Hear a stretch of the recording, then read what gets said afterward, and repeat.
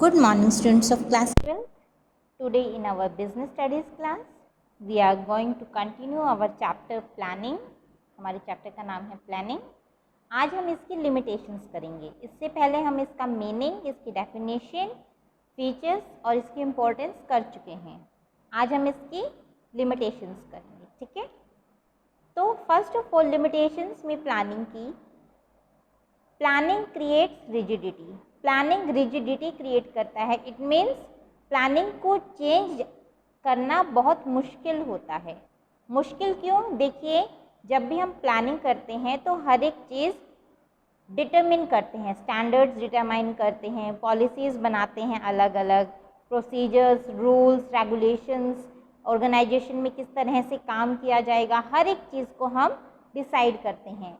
लेकिन अगर इनमें छोटे लेवल पर चेंज करना है तो इट्स ओके, छोटे लेवल पर हम चेंज कर सकते हैं। Small changes are possible, but big changes जो हैं वो पॉसिबल नहीं होते। क्यों नहीं होते? क्योंकि बड़े चेंजेस को करने के लिए हमें काफ़ी बड़े स्टेप उठाने पड़ेंगे, और बड़े स्टेप उठाने के लिए ऑर्गेनाइजेशन को काफ़ी क्या करना पड़ेगा, लॉसेस का सामना करना पड़ेगा, ठीक है। इसके देखिए दो मेन फैक्टर्स हैं, internal factors and external factor, जो अफेक्ट डालते हैं प्लानिंग को चेंज करने के लिए। First one is internal inflexibility. Means internally inflexible कैसे है प्लानिंग? हम जो ऑर्गेनाइजेशन के अंदर जो पॉलिसीज़ बनाते हैं, रूल्स बनाते हैं, प्रोग्राम्स बनाते हैं, उनमें हम एक बार चेंज करने, ज़्यादा से ज़्यादा 2 बार, लेकिन बार बार according to change in the situation, according to change in the environment, उनमें बार बार चेंज करना इट इज़ नॉट पॉसिबल, ठीक है। अगर हम बार बार चेंज करेंगे तो इससे ऑर्गेनाइजेशन लॉस में चली जाएगी, और जो हमारे एम्प्लॉयज़ है, जो हमारे वर्कर्स हैं, उनका फेथ भी हमारे ऊपर से कम हो जाएगा कि यहाँ पर तो पॉलिसीज़ बार बार चेंज होती रहती हैं। Next one is external inflexibility. External means जो एक्सटर्नल फैक्टर्स हैं हमारे ऊपर इफेक्ट डालते हैं, उनको हम क्या कर सकते हैं, इनफ्लेक्सिबल होते हैं वो, उनको हम चेंज नहीं कर सकते। जैसे पॉलिटिकल क्लाइमेट है हमारा, इकोनॉमिक क्लाइमेट है, इकोनॉमिक चेंज है, नेचुरल कैलामिटीज़ है। अगर मान लीजिए अचानक से बाढ़ आ जाए या कोई ऐसी चीज़ हो जाए तो हम अचानक से तो हम अपनी प्लानिंग चेंज नहीं कर सकते ना। कोई चीज़ अचानक से हुई है, नेचुरल कैलामिटी आ गई है, बाढ़ आ गई है, या फिर सूखा पड़ गया है, या फिर कोई साइक्लोन आ गया है, इस तरह की कोई भी सिचुएशन अगर हो जाती है तो हम ऑर्गेनाइजेशन के अंदर हो रही जो प्लानिंग हमने की है कि हमें इस तरीके से हमारे क्या करना है, हमें अपने प्रॉफिट्स अर्न करने हैं, तो उसके केस में हम अपने चेंजेस नहीं ला सकते जल्दी से, ठीक है। क्योंकि नेचुरल कैलामिटी एक अनकंट्रोलेबल फैक्टर है, इसको हम इस फैक्टर को हम नहीं कर सकते, कंट्रोल नहीं कर सकते, और प्लानिंग में उसके अकॉर्डिंग चेंज लाना it is not possible at all, okay. तो काफ़ी सारे ऐसे फैक्टर्स हैं जिसके ऊपर हम कंट्रोल नहीं कर सकते, और उनकी वजह से ही प्लानिंग रिजिड हो जाती है। प्लानिंग को एक बार कर दिया उसके बाद उसको चेंज करना काफ़ी मुश्किल रहता है। छोटे मोटे चेंजेस कर लेंगे लेकिन बड़े चेंजेस हम नहीं कर सकते। Planning do not work in a dynamic environment. देखिए हमारा जो बिजनेस एनवायरनमेंट है वो डायनामिक होता है, हम सभी जानते हैं। बिजनेस एनवायरनमेंट जो डायनामिक होता है, तो डायनामिक होने का क्या मतलब है, ये चेंज होता रहता है लगातार, अनसर्टेन होता है। तो प्लानिंग हमने काफ़ी लंबे पीरियड के लिए कर रखी है, और बीच में कुछ भी एनवायरनमेंट में चेंज होता है तो हमारी प्लानिंग उसके अकॉर्डिंग काम नहीं करती। क्यों? क्योंकि हमने लंबे पीरियड के लिए प्लानिंग कर रखी है, और प्लानिंग के अंदर पहले से हमने अज्यूम करके रखा है कि ये सिचुएशन ऐसी ऐसी होगी, ठीक है। तो अगर छोटे चेंजेस हैं हम कर देंगे, लेकिन अगर बड़े चेंजेस आ गए एनवायरनमेंट में तो हम उन चेंजेस के साथ टैकल अप नहीं कर पाएंगे। Planning reduce creativity. प्लानिंग की हेल्प से हम क्रिएटिविटी रिड्यूस कर देते हैं। क्यों? प्लानिंग के अंदर हम पहले ही बता देते हैं कि किस काम को किस तरीके से करना है, तो वर्कर्स को पहले ही पता होता है कि इस काम को ये इस तरीके से करना है, तो वर्कर्स उसी काम को करते करते उसी तरीके के साथ यूज टू हो जाते हैं। वो नया तरीका सोचते ही नहीं हैं कि हम इस काम को दूसरे और तरीके से भी कर सकते हैं, वो इतना बर्डन अपने माइंड पर लेते ही नहीं। तो प्लानिंग से क्या होती है, क्रिएटिविटी रिड्यूस हो जाती है। वर्कर को जब एक बार बता दिया कि आपको इस तरीके से काम करना है तो वो उसी तरीके से काम करेगा, अपनी new creativity, new innovative ideas को आगे बढ़ाएगा ही नहीं। नेक्स्ट है planning involve huge cost. Planning में बहुत ज़्यादा कॉस्ट आती है। क्यों? कई बार हमें प्लानिंग को करने के लिए एक्सपर्ट्स की ज़रूरत भी पड़ती है, ठीक है। इसके अंदर हमारा काफ़ी सारा टाइम भी यूज़ होता है, काफ़ी सारा हमारा वर्क भी यूज़ होता है, हार्ड वर्क भी लगता है, ठीक है। प्लानिंग की प्रोसेस काफ़ी बड़ी होती है और ये लगातार चलती रहती है। It is a continuous process, जैसा कि हमने इसके फीचर्स में पढ़ा था। और जब ये कॉन्टीन्यूस प्रोसेस है तो इसकी वजह से हमारी कॉस्ट है वो लगातार बढ़ती रहेगी, okay. So that's why it involves huge cost.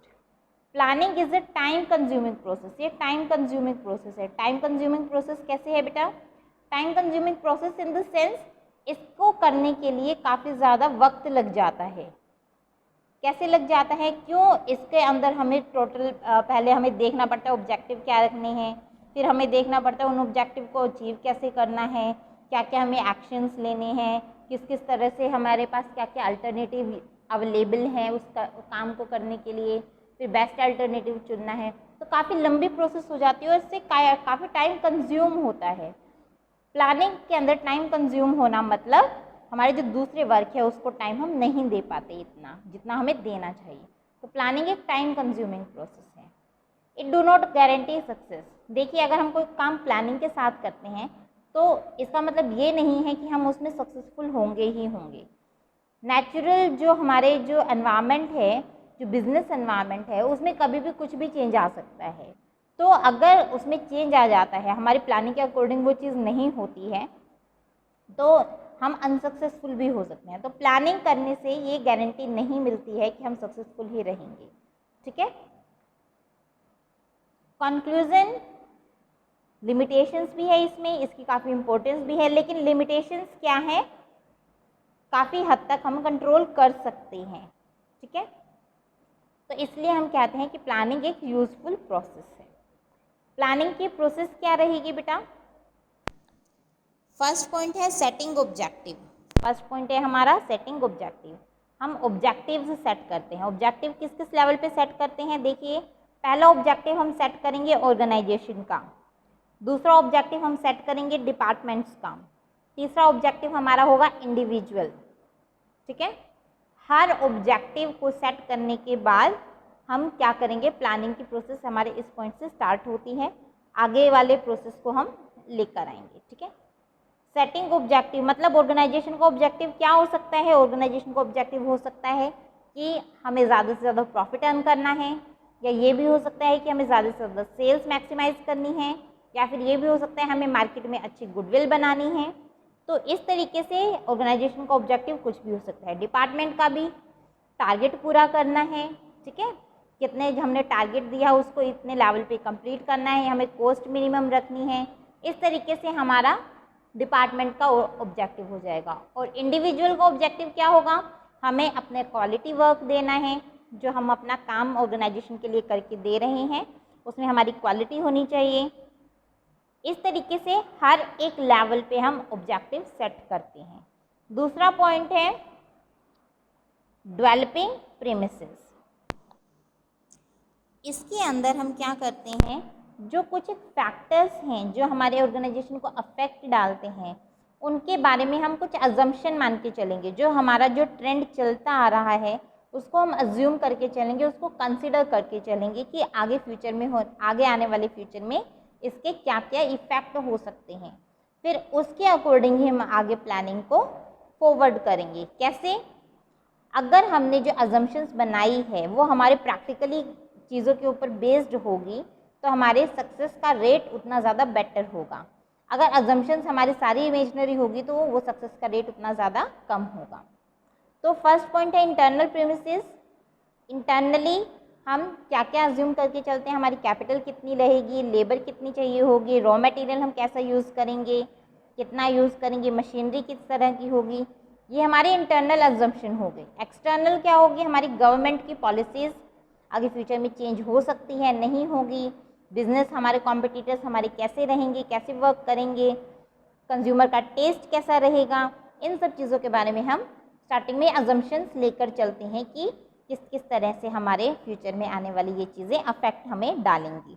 फिर उसके अकॉर्डिंग ही हम आगे प्लानिंग को कवर अप करते हैं।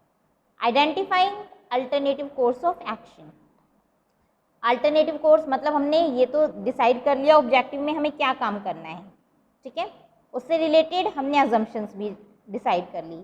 नेक्स्ट में हम क्या करेंगे, उस काम को करने के लिए हमारे पास क्या क्या तरीके हैं, मेथड्स कौन कौन से हैं, ठीक है, उन मेथड्स को इकट्ठा करेंगे।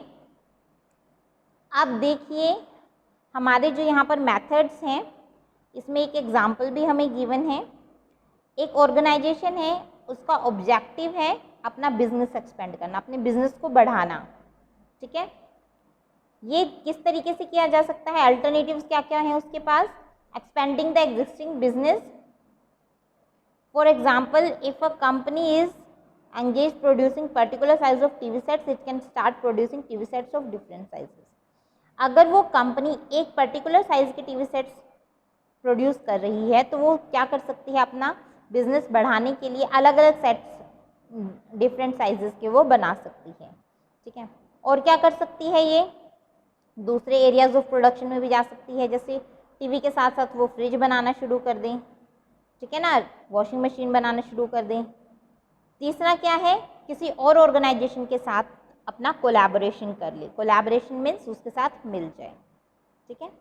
तो ये सब तरीके हैं। तो जो बेस्ट तरीका है फिर वो उसको चूज़ करेगी। कैसे करेगी, उससे पहले क्या करेगी, पहले तो कोर्स ही निकालेगी क्या क्या तरीके हैं जिससे वो अपना ऑब्जेक्टिव अचीव कर सकती है। दूसरा, इवैल्यूएटिंग अल्टरनेटिव कोस्ट, अल्टरनेटिव जो कोर्स हैं हमारे उनको इवैल्यूएट करना। अल्टरनेटिव कोर्स को हम कैसे इवैल्यूएट करेंगे, उसके बारे में हमें छानबीन करनी है कि हमने जो अल्टरनेटिव्स निकाले हैं उसके मेरिट्स क्या हैं, उसके डीमेरिट्स क्या हैं, ठीक है। मेरिट्स और डीमेरिट्स हम उसके देखेंगे, उसको इवैल्यूएट करेंगे इन द सेंस कि हमें उसको क्या क्या कॉस्ट पड़ेगी, किस किस तरीके से उस काम को बेटर हम कर सकते हैं। इंटेंसिवली उसको स्टडी किया जाता है, डीप स्टडी किया जाता है उन अल्टरनेटिव्स के बारे में। बाद में अल्टरनेटिव को सिलेक्ट किया जाता है, जिसके मेरिट्स ज़्यादा होंगे, जिसके डीमेरिट्स कम होंगे, वही अल्टरनेटिव हम सिलेक्ट कर लेंगे। अब सिलेक्ट कर लिया, हमें तरीका पता चल गया हमें किस तरीके से हम अपना ऑब्जेक्टिव अचीव करना है। इम्प्लीमेंटिंग द प्लान, अब प्लान को इम्प्लीमेंट करेंगे, उसको लागू करेंगे। फॉलोअप एक्शन, अब से टाइम टू टाइम ये देखते रहेंगे कि हमारा जो प्लान हमने बनाया है उसके अकॉर्डिंग ही काम हो रहा है या नहीं। अगर कुछ भी चेंजेस होते हैं फ्यूचर में रिगार्डिंग अवर अजम्पशन, जो हमने प्रीमिसेस यहाँ पर बनाई थी, या एनवायरनमेंट के चेंज होने से हमारे कुछ भी चेंज होते हैं, तो हम उसके अकॉर्डिंग ही अपना प्लान चेंज करते रहेंगे, ठीक है। छोटे प्लान, छोटे मतलब चेंजेस हम ला सकते हैं, बड़े चेंजेस हम नहीं ला सकते, मैं ये चीज़ पहले भी बता चुकी हूँ। क्लियर, ये चैप्टर बेटा आपका यहाँ पे कंप्लीट हो गया है। नेक्स्ट टॉपिक है आपका टाइप्स ऑफ प्लान्स, लेकिन ये टॉपिक आपका अब की बार सिलेबस में से कट गया है, तो इसी के साथ आपका ये चैप्टर कंप्लीट हो गया है। थैंक यू बेटा।